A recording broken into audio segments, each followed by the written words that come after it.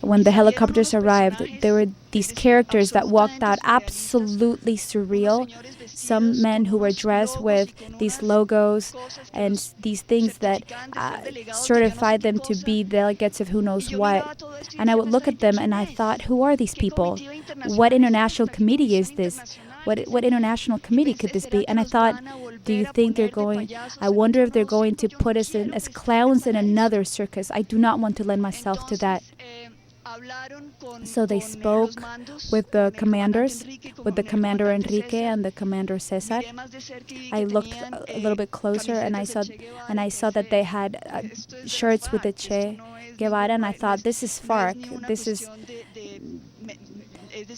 I didn't think this is not a health brigade. This is nothing.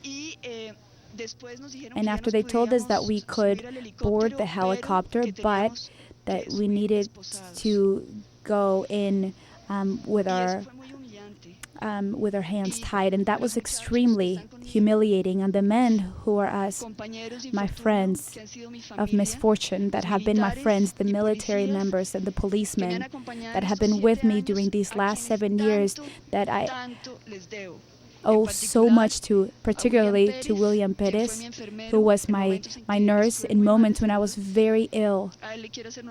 To him, I want to give him special recognition because I would not be here if it wasn't for him. Just like I would not be here if it wasn't for all the commanders of the army that had the bravado and the bravery to plan this extraordinary operation. Juan Manuel for his audacity, to the President Uribe, who knew exactly how to play his cards well for us. Thank you to Colombia, because we are proud Colombians. I ask Colombia to believe in this army of ours, that is going to bring us to peace.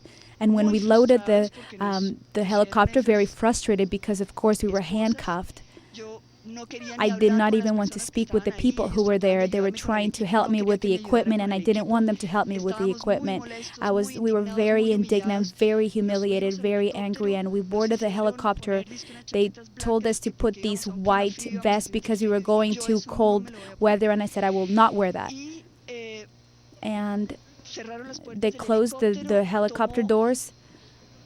The helicopter started flying, and suddenly there was something that happened. I don't know what happened exactly. I'm not sure. But suddenly I saw the commander that during so many years, 4 years, was at the head of our team, that so many times was so cruel and so humiliated me so much, and was such a despot. And I saw him on the floor, naked, with bound eyes.